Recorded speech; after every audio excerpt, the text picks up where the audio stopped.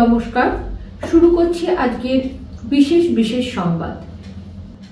রামনবমীকে কেন্দ্র করে বর্ধমানে এদিন চরম উন্মাদনা দেখা দেয় সাধারণ মানুষের মধ্যে। এই উৎসবে হাজার হাজার মানুষ স্বতঃস্ফূর্তভাবে অংশগ্রহণ করে। রামনবমী উপলক্ষে আয়োজিত একটি শোভাযাত্রায় অংশ নেন বর্ধমান দুর্গাপুর লোকসভা কেন্দ্রের বিজেপি প্রার্থী দিলীপ ঘোষ। তিনি কার্জনগেটে আয়োজিত একটি অনুষ্ঠানে অংশ নেন। সেখানে দিলীপ ঘোষ বলেন, অযোধ্যায় রাম মন্দির তৈরি হয়েছে। এই অযোধ্যার রাম মন্দির আজ সারা বিশ্বের মানুষের কাছে আকর্ষণের কেন্দ্রবিন্দু হয়ে উঠেছে। দেশের প্রধানমন্ত্রী নরেন্দ্র মোদীর নেতৃত্বে আগামী দিনে রাম রাজত্ব প্রতিষ্ঠার লক্ষ্যে দেশ এগিয়ে চলেছে। সাধারণ মানুষের সার্বিক উন্নয়ন প্রকল্পে কেন্দ্রীয় সরকার কাজ করছে। শিক্ষা, স্বাস্থ্য সহ বিভিন্ন গুরুত্বপূর্ণ প্রয়োজনীয় বিষয় কেন্দ্রীয় সরকার সাধারণ মানুষের কাছে পৌঁছে দেওয়ার কাজ ইতিমধ্যেই শুরু করেছে। সারা দেশে সুশাসন প্রতিষ্ঠার লক্ষ্যে কাজ করছে কেন্দ্রীয় সরকার, যা শ্রী রামচন্দ্র এক সময় করেছিলেন। অধিকারকে প্রতিষ্ঠিত করেছিলেন, নারীদের সম্মান প্রতিষ্ঠিত করেছিলেন, দলিত আদিবাসীদের সম্মান দিয়ে নিজের পাশে জায়গা দিয়েছেন, বনবাসী হনুমানকে তার শ্রেষ্ঠ শিষ্য করে। তাই আজ ভারতবর্ষের কোণে কোণে যে সমাজ ছড়িয়ে আছে, হাজার বছর পরাধীনতা, তারপরেও যারা স্বাধীনতার স্বাদ পাননি, তাদের কাছে আমাদের আধুনিক যে উন্নয়নের স্বাদ পৌঁছে দিতে, বাড়ি ঘর, জল, বিদ্যুৎ, শিক্ষা, স্বাস্থ্য সব পৌঁছে দিতে হবে। এটাই রামরাজ্য হবে।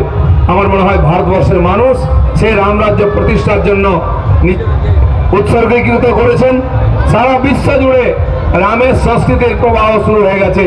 দুবাইতেও মন্দির তৈরি হয়েছে। আর আমাদের প্রধানমন্ত্রী সেই রামের প্রতিনিধি হিসাবে গরিব মানুষের সেবা করছেন।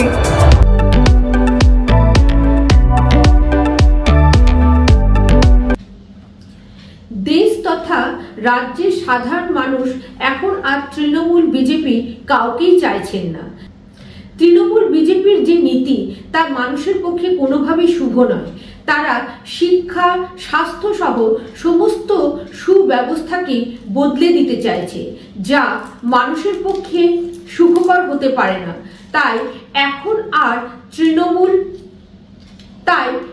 আর মানুষ তৃণমূল বিজেপির প্রতি আস্থাশীল নেই।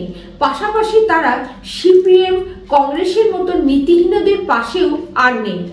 সেই জায়গায় দাঁড়িয়ে SUCI প্রার্থী হিসাবে আমরা মানুষের কাছে যথেষ্ট সাড়া পাচ্ছি বলে জানালেন দলের বর্ধমান দুর্গাপুর লোকসভা কেন্দ্রের প্রার্থী ডক্টর তসবিরুল ইসলাম ও বর্ধমান পূর্ব লোকসভা কেন্দ্রের প্রার্থী নির্মল মাঝি।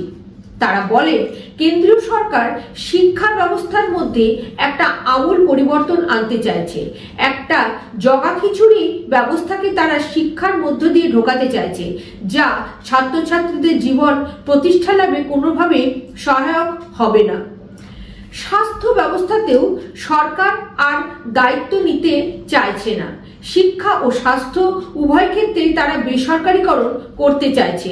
অন্যদিকে কংগ্রেস ও সিপিএম তারা বিভিন্ন জায়গায় নীতিহীন জোট তৈরি করেছে।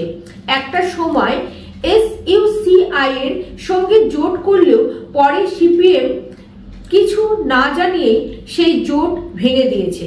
কংগ্রেস বুর্জুয়া শ্রেণীর দল।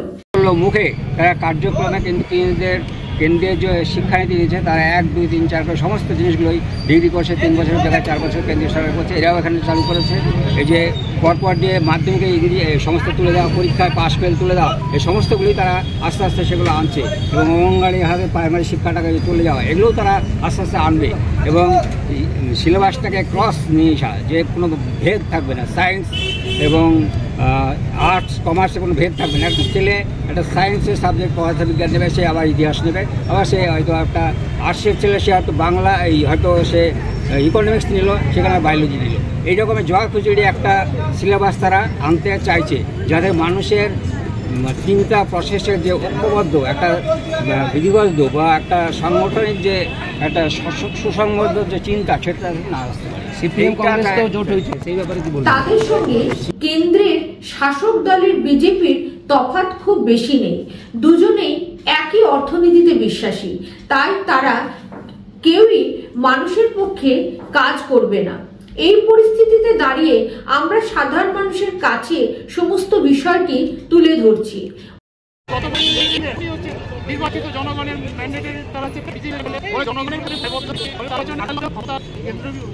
পৌঁছানোর জন্য তারা হচ্ছে দল বিভক্ত করে ভাতা দিচ্ছে, কতটা করছে এবং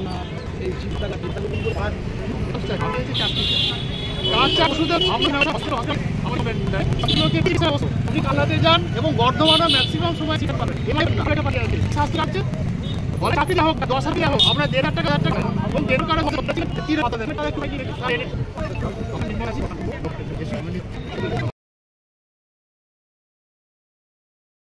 মানুষকে বোঝাচ্ছি বিজেপি, তৃণমূল কংগ্রেস, সিপিএম প্রত্যেকেই চূড়ান্তভাবে নীতিহীন।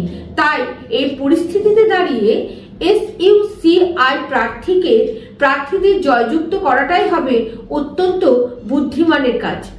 এদিন এই প্রার্থীরা এবারে নির্বাচনের লড়াইয়ের জন্য তাদের মনোনয়নপত্র বর্ধমান প্রশাসনিক দপ্তরে জমা দেন। মিছিল করে এদিন মনোনয়নপত্র জমা দিতে আসেন দুই প্রার্থী।